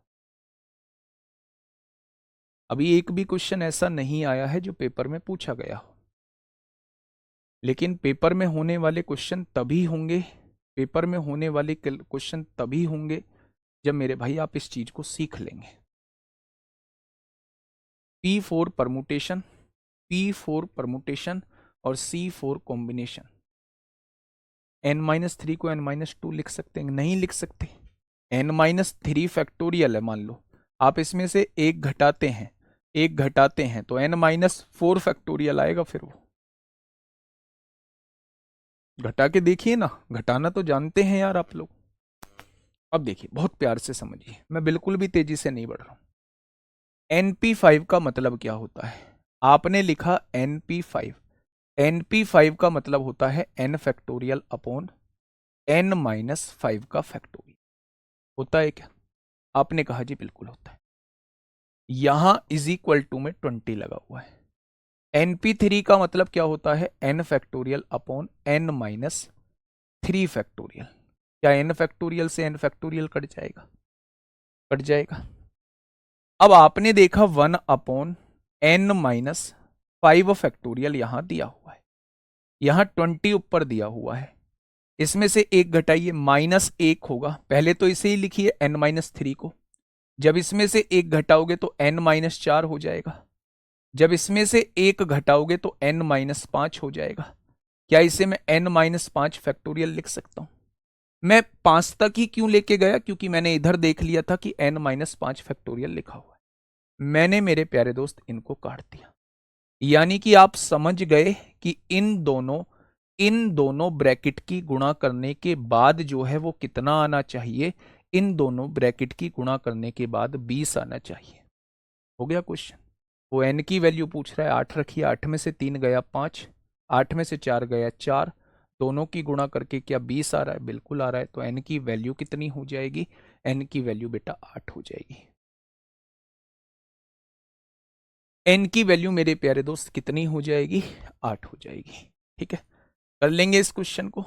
ऐसा ही ये क्वेश्चन है, इसका जवाब मुझे आप लोगों से अभी चाहिए होगा।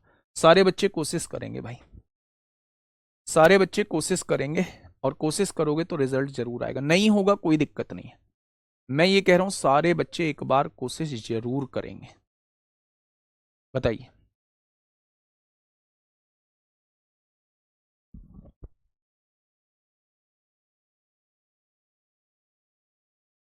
फटाफट बताएंगे।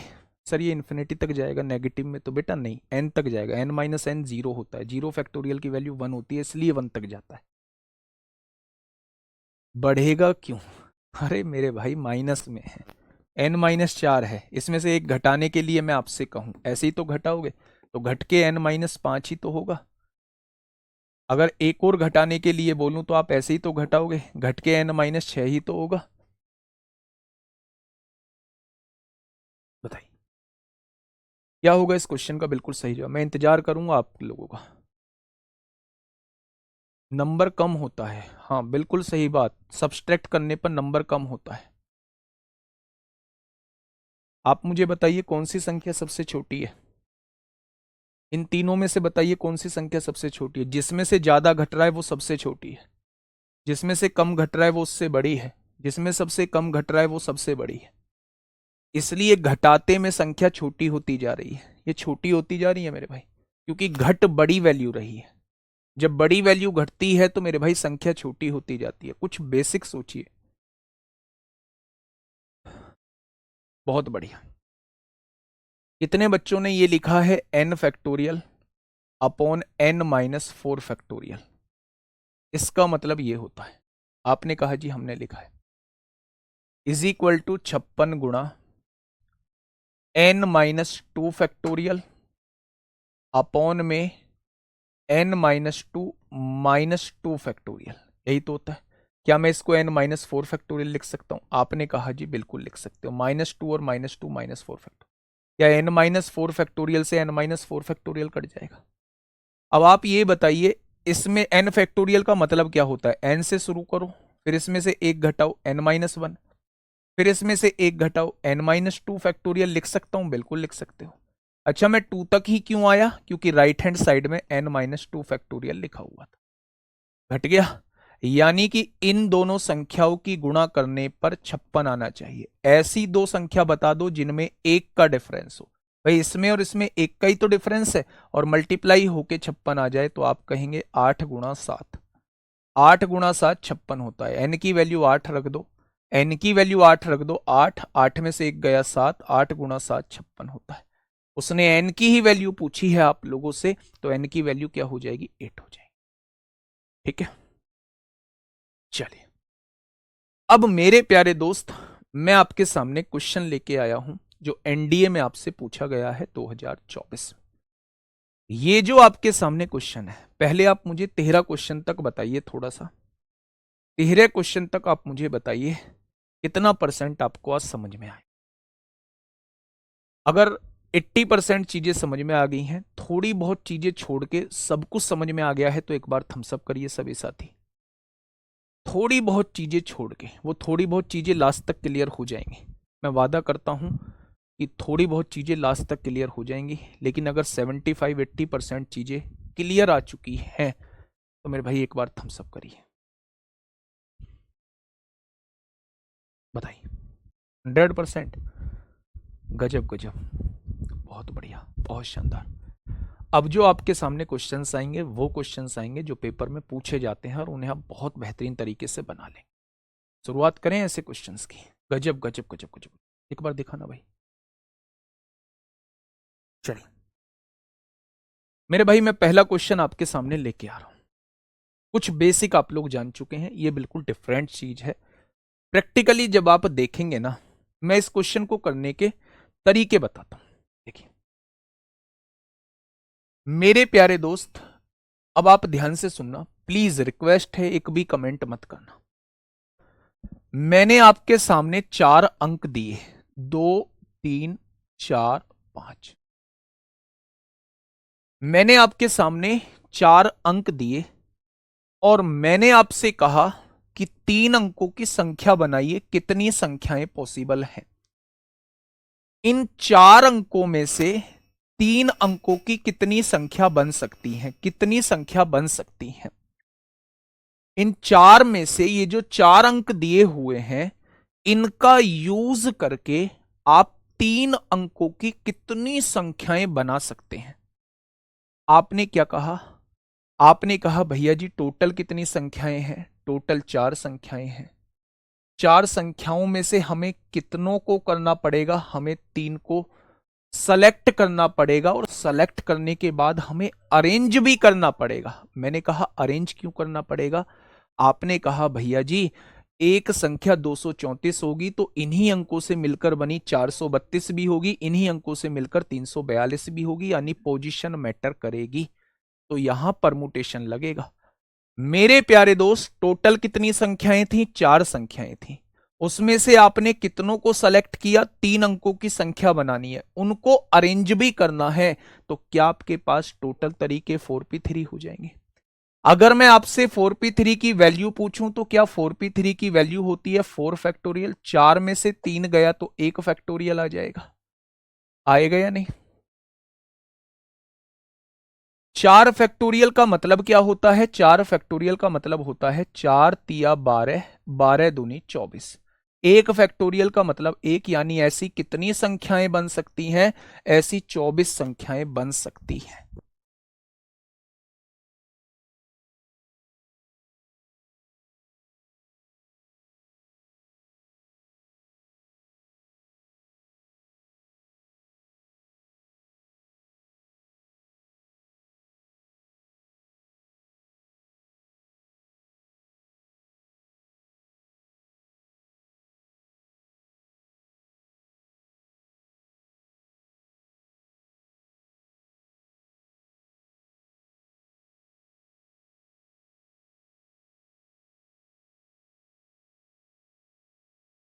ठीक है भाई, ये 4 अंक हैं, ये 4 अंक हैं आपके पास। इसमें से 3 अंकों को लेना है और उनको अरेंज करना है, यानी 4 में से 3 अंकों को लेना है और अरेंज करना है। 4p3 हो गया मेरे भाई। 4p3 मतलब 4 फैक्टोरियल अपॉन 4 में से 3 गया 1 फैक्टोरियल, यानी कि 24 संख्याएं बन सकती हैं। मैं ये कह रहा हूं भाई, मैं ये कह रहा हूं ये फालतू के चक्कर में हमें नहीं पढ़ना है। क्यों नहीं पढ़ना है? अगर आपके पास 4 अंक दिए हुए हैं, 2 3 4 5, आपको इससे 3 अंकों की संख्या बनानी है, तो आप 3 वाले बॉक्स वाला ये ऐसा एक डिब्बा बना लीजिए। हो गया मेरे भाई। मैं आपसे ये कह रहा हूं, मैं आपसे ये कह रहा हूं कि इस जगह को आप कितने तरीके से भर सकते हैं। तो आप कहेंगे चारों अंकों में से कोई भी वैल्यू यहां आ सकती है। इस जगह को हम 4 तरीके से भर सकते हैं। 4 तरीके से मेरे भाई भरा जा सकता है। इन चारों में से कोई भी अंक जो है वो यहां आ गया होगा। जब एक अंक यहां आ गया है तो बचे 3 अंक। इस बॉक्स को आप 3 तरीके से भर सकते हैं। भर दिया। जब 2 अंक यूज हो चुके हैं, बची 2, उन दोनों में से कोई सा भी अंक यहां लिख सकते हैं। यानी कि मेरे प्यारे दोस्त, अगर मैं आपसे पूछूं कि कितनी संख्याएं बन सकती हैं, तो आप कहेंगे 4 तिया 12 दूनी 24 संख्याएं बन सकती हैं। कितनी संख्याएं बन सकती हैं? टोटल 24 संख्याएं बन सकती हैं। तो चाहे आप ऐसे करो, चाहे आप सदाबहार तरीका, ये वाला तरीका फॉलो करो। ठीक है। मैंने आपसे कहा भैया जी, आपके सामने ये 5 अंक दिए हुए हैं। आप इनसे 4 अंकों की कितनी संख्याएं बना सकते हैं? आप इनसे 4 अंकों की कितनी संख्याएं बना सकते हैं? तो आप कहेंगे भैया जी, इस वाली वैल्यू को पांचों में से कोई सा भी अंक ले सकते हैं। तो इस बॉक्स को भरने के हैं मेरे पास 5 तरीके। अगर एक वैल्यू यहां आ चुकी है तो बची 4 होंगी। चारों में से किसी को भी यहां लिख सकते हैं। 2 संख्याएं आ चुकी हैं तो 3 में से किसी को लिख सकते हैं, 2 में से किसी को लिख सकते हैं। यानी 5 चौक 20 तिया 60 दूनी 120 संख्याएं हम लोग बना सकते हैं इन 5 अंकों का यूज करके। इन 5 अंकों का यूज करके। मैं वो केस पढ़ा रहा हूं जब रिपीटिशन अलाउड नहीं है, जब कोई भी संख्या दोहराई नहीं जाएगी। जब कोई भी संख्या दोहराई नहीं जाएगी, मैं वो केस पढ़ा रहा हूं, repetition not allowed. Repetition not allowed मेरे भाई। तो तब मेरे प्यारे दोस्त, कितनी संख्याएं हैं? 24 हैं। यहां कितनी संख्याएं बनेंगी? 120 बनेंगी। एक क्वेश्चन पूछ लूं, थोड़ा सा उलझा दूं आप लोगों को। आप कहेंगे जी उलझाना, हम उलझेंगे ही नहीं। उलझोगे कैसे नहीं? मैंने कहा ये 5 अंक आप लोगों के पास है और इनसे मिला के आपको 4 अंकों की संख्या बनानी है। क्या आप मुझे बता सकते हैं टोटल कितनी संख्याएं बनेंगी? उलझा दिया मैंने आपको, उलझा दिया मेरे प्यारे दोस्त। ये 4 अंक 5 अंक आपके सामने दिए हुए हैं। इनका यूज करके 4 अंकों की कितनी संख्याएं बनाई जा सकती हैं? सर फैक्टोरियल का मान फैक्टोरियल से जुड़ता घटता है कि नहीं सर? जैसे 3 फैक्टोरियल प्लस 4 फैक्टोरियल बताया तो था। 3 फैक्टोरियल प्लस 4 फैक्टोरियल 7 फैक्टोरियल के बराबर नहीं होता। बताइए। उचित इनाम है, यहां उचित इनाम है। इसका आंसर बताने वाले को उचित इनाम दिया जाएगा। उचित इनाम दिया जाएगा। इन 5 अंकों का यूज करके आप 4 अंकीय कितनी संख्याएं बना सकते हैं? मेरे प्यारे दोस्त ध्यान से सुनना। आप कहेंगे भैया जी, इस बॉक्स को भरने के 1 2 3 4 5 5 तरीके हैं। 5 में से एक वैल्यू यहां यूज हो चुकी है तो 4 में से एक वैल्यू यहां यूज होगी। 2 वैल्यूज यूज हो चुकी हैं 5 में से, तो 3 में से कोई सी भी वैल्यू यहां आ जाएगी। 3 वैल्यूज हम लोग यूज कर चुके हैं इन 5 में से, तो दोनों में से कोई सी भी एक यहां आ जाएगी। 5 चौक 20 तिया 60 दूनी। कितने बच्चे इसका जवाब 120 दे रहे हैं? कितने बच्चे ऐसे हैं जो इसका जवाब 120 दे रहे हैं? 120 जिन्होंने जवाब दिया है उनकी वास्तव में तारीफ करने लायक हैं वो लोग कि उन्हें कुछ भी समझ में नहीं आया, उन्हें बेसिक का ज्ञान नहीं। कितने बच्चे इस बात से सहमत हैं, कितने बच्चे इस बात से सहमत हैं कि ये 4 अंकीय संख्या है? क्या ये 4 अंकीय संख्या है? क्या ये 4 अंकीय संख्या है? आपने कहा नहीं जी, ये तो 4 अंकीय संख्या नहीं है। क्यों नहीं है? क्योंकि अगर 0 शुरुआत में लगा है तो ये केवल 3 अंकीय संख्या है, 123। यानी ये हमें अपने मन में सोचना होगा कि किसी भी कीमत पे यहां जीरो नहीं आ सकता। यानी जीरो नहीं आ सकता तो इस जगह को केवल इन चारों में से किसी एक से भरा जा सकता है। यानी अगर हम 4 अंकीय संख्या बनाना चाहते हैं, हम 4 अंकीय संख्या बनाना चाहते हैं तो यहां जीरो नहीं आएगा, बाकी चारों में से यहां कोई सा भी अंक आ सकता है। तो इस बॉक्स को भरने के केवल और केवल मेरे पास हैं 4 तरीके। यहां आप कुछ भी ला सकते हैं, यहां कुछ भी ला सकते हैं, यहां कुछ भी ला सकते हैं। अब जब इन पांचों में से एक वैल्यू यहां यूज हो चुकी है तो बची कितनी? 4। 4 में से कोई सी भी वैल्यू यहां यूज कर सकते हैं। अब 2 वैल्यूज यूज हो चुकी हैं, 5 में से बची 3। 3 में से कोई सी भी वैल्यूज यहां यूज कर सकते हैं। 3 वैल्यूज यूज हो चुकी हैं 5 में से, तो 2 में से कोई सी भी यहां यूज कर सकते हैं। तो मेरे भाई 4 चौक 16 3 48, टोटल कितने नंबर बनेंगे? टोटल 96 नंबर बनेंगे। ये बिल्कुल राइट है और ये क्या है? रॉन्ग है। फंसे या नहीं?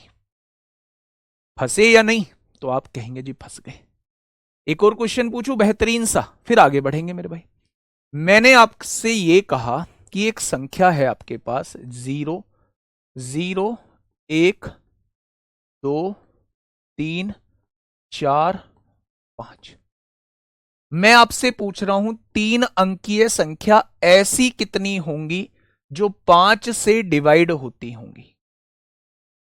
मैंने आपसे पूछा ऐसी कितनी 3 अंकीय संख्या होंगी जो 5 से डिवाइड होती होंगी? सोचना पहले। 5 का डिविजिबिलिटी रूल आपको पता होना चाहिए मेरे भाई। 4 को 2 बार क्यों लिया? अबे रटना नहीं है। 4 को 2 बार इसलिए लिया क्योंकि यहां जीरो नहीं आ सकता था। अगर ये नहीं आ सकता तो कितने अंक हैं? 4 अंक है। चारों में से कोई सा भी यहां आ जाएगा। जब एक अंक यहां यूज कर चुके हो, टोटल 5 अंक थे, उनमें से एक अंक यहां आ गया है तो बचे 4 अंक। तो उन चारों में से यहां कोई सा भी आ सकता है, इसलिए इस जगह को भरने के भी 4 तरीके होंगे। ठीक है, इसका मुझे बताइए। ये आपके सामने 6 डिजिट लिखी हुई है और मैं आपसे ये कह रहा हूं, नहीं जीरो नहीं लगाते हैं, इससे बताइए। जीरो वाला केस अभी उलझेगा। मैं आपसे ये कह रहा हूं आपके सामने 1 2 3 4 5, ये 5 अंक लिखे हुए हैं।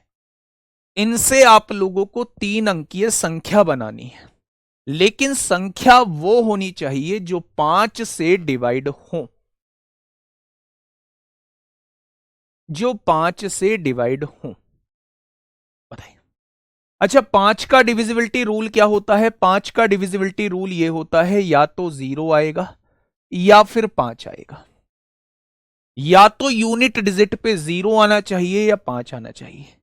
यानी इस बॉक्स को भरने के, अगर मैं इसमें से देखूं तो 0 तो मौजूद नहीं है, केवल 5 है। इस बॉक्स को भरने का केवल और केवल एक तरीका है, और वो एक तरीका है कि यहां 5 आएगा ही आएगा। इस 5 को हम लोग यहां फिल कर चुके। यानी इस बॉक्स को केवल एक ही तरीके से फिल किया जा सकता है, वो तरीका है 5 लाने का। अब ये बताइए, टोटल बची हैं 4 वैल्यूज, क्या उन चारों में से कोई सी भी यहां आ सकती है? आपने कहा बिल्कुल आ सकती है। अगर इन चारों में से एक यहां यूज कर चुके हैं तो बची कितनी? तीनों में से कोई सी भी यहां आ सकती है? बिल्कुल आ सकती है। यानी ऐसी कितनी वैल्यूज बनेंगी? ऐसी 3 अंकीय वैल्यूज 12 बनेंगी, जो मेरे भाई किससे डिवाइड होती होंगी? किससे डिवाइड होती होंगी? वो 5 से डिवाइड होती, वो 5 से डिवाइड होती होंगी मेरे प्यारे दोस्त। आई समझ में? मैं जैसा क्वेश्चन पेपर में पूछा गया है वैसा आप लोगों से पूछने की कोशिश करता हूं। जब तक क्वेश्चन में यह ना बोला गया हो कि रिपीटिशन अलाउड नहीं है, जब तक क्वेश्चन में यह ना बोला गया हो रिपीटिशन अलाउड नहीं है, तब तक आप मान के चलेंगे कि कोई भी अंक रिपीट हो सकता है। जैसे मैं अभी आपको एक चीज समझाने की कोशिश करता हूं, यहीं पे मैं एक चीज बताने की कोशिश करता हूं। मैंने आपके सामने 5 अंक दिए, 1 2 3 4 5। मैंने आपको क्वेश्चन में दिया नहीं है, मैंने आपको क्वेश्चन में दिया नहीं है कि रिपीटिशन अलाउड है या रिपीटिशन अलाउड नहीं है। जब तक वो क्वेश्चन में ना दे, जब तक वो क्वेश्चन में ना दे, तब तक आपको ये मान के चलना है कि रिपीटिशन अलाउड है। रिपीटिशन अलाउड है यानी किसी भी अंक को हम दोहरा सकते हैं।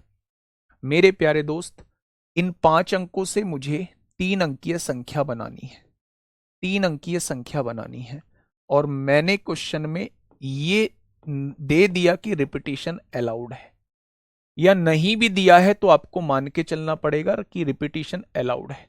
या तो मैं क्लियरली मना करूंगा कि रिपीटिशन अलाउड नहीं है, अगर मैंने कुछ भी नहीं दिया है तो फिर मुझे मानना पड़ेगा कि रिपीटिशन अलाउड है। रिपीटिशन अलाउड का मतलब है कि आप उस अंक को भी दोहरा सकते हैं जिसे आप पहले फिल कर चुके हैं। अच्छा, इस जगह को फिल करने के कितने तरीके हैं? तो आप कहेंगे भैया जी 5 में से कोई सी भी वैल्यू यहां आ सकती है। इस बॉक्स को फिल करने के टोटल 5 तरीके। जब उसने रिपीटिशन अलाउड कर रखा है तो इस बॉक्स को भी आप 5 में से कोई सी वैल्यू लिख सकते हैं, इस बॉक्स को भी आप 5 में से कोई सी भी वैल्यू लिख सकते हैं। यानी टोटल कितनी वैल्यूज बन जाएंगी? टोटल 125 वैल्यूज बन जाएंगी अगर रिपीटिशन अलाउड है। और अगर रिपीटिशन अलाउड नहीं है तो यहां 5 तरीके होंगे। जो अंक यहां यूज हो चुका है वो यहां नहीं होगा तो यहां 4 तरीके होंगे। जो यूज हो चुका है यहां नहीं होगा, 3 तरीके होंगे। 5 चौक 20 तिया 60 वैल्यूज होंगी। अगर रिपीटिशन अलाउड है तो टोटल 125 वैल्यूज होंगी। अब इस क्वेश्चन पे आ जाइए फटाफट, फटाफट आइए इस क्वेश्चन पे मेरे भाई। क्वेश्चन नंबर 14 आपसे क्या कहना चाहता है? क्वेश्चन ये कहना चाह रहा है आप लोगों से कि 4 अंकों वाली कितनी संख्याएं हैं जिसके सभी अंक जो हैं वो विषम है? सभी अंक विषम है। पहले ये बताइए, क्या इसमें रिपीटिशन अलाउड होगा? आपने कहा जी क्वेश्चन में तो इसका जिक्र नहीं किया हुआ है। जिक्र नहीं किया गया है तो रिपीटिशन अलाउड होगा। अब सभी अंक विषम हैं यानी सारे अंक विषम होने चाहिए। टोटल विषम अंक कितने होते हैं? 1 3 5 7 9। यानी इनमें से ही कोई अंक आएगा, आएगा या नहीं? तो आप कहेंगे बिल्कुल आएगा। क्या इस बॉक्स को भरने के टोटल 5 में से कोई सी भी वैल्यू आ सकती है? आपने कहा बिल्कुल आ सकती है। क्या इस बॉक्स को भी 5 में से कोई सी भी वैल्यू, इसमें भी 5 में से कोई सी भी वैल्यू, इसमें भी 5 में से कोई सी भी वैल्यू? मेरे भाई जब क्वेश्चन में उसने कुछ नहीं दिया कि रिपीटिशन अलाउड है या नहीं, तो हम मान के चलेंगे कि रिपीटिशन अलाउड है, चीजें दोहराई जा सकती हैं। अगर इस बॉक्स को भरने के 5 तरीके हैं, टोटल मेरे पास 5 वैल्यूज हैं, 5 में से कोई सी भी आ सकती है, तो 5 भरने के इसको हो गए, इसको भी 5, इसको भी 5, इसको भी 5, यानी 5 पंजे 25 पंजे 125 पंजे 625 आ जाएगा। टोटल कितनी वैल्यूज बन जाएंगी? 625 वैल्यूज बन जाएंगी। आपने कहा जी मजा आ गया, ऐसा एक और क्वेश्चन कराओ। आ जाओ इस पे, आ जाओ फटाफट इस पे। सर 5 ही क्यों लेते हो? अबे मेरे भाई जब 5 अंक हैं मेरे पास तो कितना लूं? मैं आपसे कह रहा हूं इस बॉक्स को भरना आप क्या क्या लिख सकते हो? 1 लिख सकते हो, 3 5 7 9, ये 5 ही वैल्यूज तो लिख सकते हो। तो इस डिब्बे को भरने के 5 तरीके हो गए या नहीं? तो आप कहेंगे बिल्कुल हो गए। अगर मेरे प्यारे दोस्त रिपीटिशन अलाउड नहीं है तो फिर 5 4 3 2 आता, और अगर रिपीटिशन अलाउड है तो 5 5 5 5 आएगा। ठीक है, बताइए फटाफट बताइए क्या होगा इस क्वेश्चन का बिल्कुल सही जवाब। देखिए, ऐसी कितनी 3 अंक वाली प्राकृत संख्याएं हैं? 3 अंक वाली, 3 अंक वाली, ये 3 अंक वाली प्राकृत संख्याएं हैं जिनके सभी अंक विषम है। विषम अंक हैं तो विषम अंक कौन कौन से होते हैं? विषम अंक होते हैं 1 3 5 7 9। क्या क्वेश्चन में कहीं रिपीटिशन के बारे में बताया हुआ है? आप कहेंगे नहीं। तो मेरे भाई ये 5 में से कोई सी भी वैल्यू आ जाएगी, यहां 5 में से कोई सी वैल्यू आ जाएगी, यहां 5 में से कोई सी वैल्यू आ जाएगी। टोटल 125 नंबर बनेंगे। बेटा 6 सम होता है इसलिए 6 नहीं लेते हैं। उसने बोला है सारे अंक विषम होने चाहिए, तो विषम का जो सिलेक्शन होगा वो इसी में से होगा मेरे प्यारे दोस्त। ठीक है, यहां 3 अंकों वाली बोला था, पिछले क्वेश्चन में 4 अंकों वाली बोला है। पिछले क्वेश्चन में 4 अंकों वाली बोला है, ठीक है। ये पोजीशन इन पांचों में से किसी से भी फिल की जा सकती है, ये पोजीशन इन पांचों में से किसी भी वैल्यू से फिल की जा सकती है, ये पोजीशन इन पांचों में से किसी भी वैल्यू से फिल की जा सकती है, ठीक है। समझ में बात आई? आपने कहा बिल्कुल आगे आइए। एक ये क्वेश्चन आपके सामने, ये लास्ट क्वेश्चन होगा, ये लास्ट क्वेश्चन होगा, थोड़ा सा सुनना। आपके पास 5 अलग अलग रंगों के झंडे हैं, ये 5 अलग तरीके के झंडे आपके पास मौजूद हैं। झंडा नंबर 1, झंडा नंबर 2, झंडा नंबर 3, झंडा नंबर 4, झंडा नंबर 5, ठीक है। आपको उन्हें अलग अलग खंभों पर लगाना है। यदि प्रत्येक खंभे पर आप कोई भी एक झंडा लगा सकते हैं तो आप ऐसा कितने तरीकों से कर सकते हैं? उन्हें 3 अलग अलग खंभों पे लगाना है, 3 अलग अलग खंभों पे लगाना है। अच्छा मुझे बताइए, इस खंभे पर झंडे लगाने के कितने तरीके हैं? पांचों में से कोई सा भी झंडा यहां आ सकता है। अगर क्वेश्चन में रिपीटिशन अलाउड है तो मेरे भाई पांचों में से अगला झंडा यहां भी कहीं भी आ सकता है, कोई सा भी लग सकता है, और पांचों में से कोई सा भी झंडा यहां भी लग सकता है अगर रिपीटिशन अलाउड है। रिपीटिशन अलाउड है तो पांचों में से कोई सा भी झंडा यहां भी लग सकता है मेरे भाई। यानी इस खंबे पर झंडे लगाने के 5 तरीके हो गए, इस खंबे पर झंडे लगाने के 5 तरीके हो गए, और इस खंबे पर झंडे लगाने के 5 तरीके हो गए। यानी कि मेरे भाई टोटल कितने तरीके हो सकते हैं? इन तीनों खंबों पर झंडे लगाने के टोटल तरीके हो सकते हैं 125। टोटल तरीके कितने हो सकते हैं? तो आप कहेंगे टोटल तरीके हो सकते हैं 125, ठीक है। बहुत बढ़िया, बहुत शानदार। एक और क्वेश्चन आपको उलझाने वाला दे दूं क्या? बहुत बढ़िया। जैसे यूपीएसआई का क्वेश्चन है, यूपीएसआई का क्वेश्चन है, कल यहीं से हम लोग शुरुआत करेंगे। ये यूपीएसआई का क्वेश्चन है, कल यहीं से क्वेश्चन की शुरुआत करेंगे। 5 बजे जो है वो यूपीएसआई वाले बच्चों की क्लास है और उनकी बैच की क्लास है। बाकी जो पढ़ाया है वो थोड़ा सा पढ़ के आइएगा, कल बहुत शानदार मजा आने वाला है। हो सकता है आज पहली बार आप इन चीज़ों को पढ़ रहे हों, आपको थोड़ा सा कंफ्यूजन हो। हाँ, कुछ खंबे खाली भी रह सकते हैं, ऐसा लिखा है क्वेश्चन में। बेटा बिल्कुल रह सकते हैं, ऐसा बिल्कुल रह सकते हैं। ऐसा इसलिए कर सकते हैं कि इसको भरने के 5 तरीके हैं, लेकिन जो झंडा यहाँ यूज हो गया, अलग अलग तरीके के झंडे हैं ना, तो कुछ खाली भी रह सकते हैं। मान लो ये मैंने खाली छोड़ दिया तो उन पांचों में से कोई सा भी यहाँ आ सकता है। मान लो इन दोनों को खाली छोड़ दिया, उन पांचों में से कोई सा भी यहाँ आ सकता है, ठीक है। तो मेरे प्यारे दोस्त टोटल 125 तरीके हो सकते हैं। मेरी बात सुनिए थोड़ा सा ध्यान से। मैं आपसे ये कह रहा हूं कि हो सकता है कुछ चीजें आज दिमाग से बाहर रह गई, लेकिन यकीन मानिए कि अगले 4 दिन में आप लोग परमुटेशन पे बिल्कुल पकड़ बना चुके हो। बस मेरे कहने से आप एक बार इस क्लास को जरूर देख के दोबारा आना। कल जब क्लास में आओ तो इस क्लास को दोहरा के आना, सच में बहुत मजा आने वाला है और इतना आसान लगेगा, आपको लगेगा कि एक एक लाइन के क्वेश्चन है। आज के लिए इतना ही। ओके, टाटा, बाय बाय, धन्यवाद।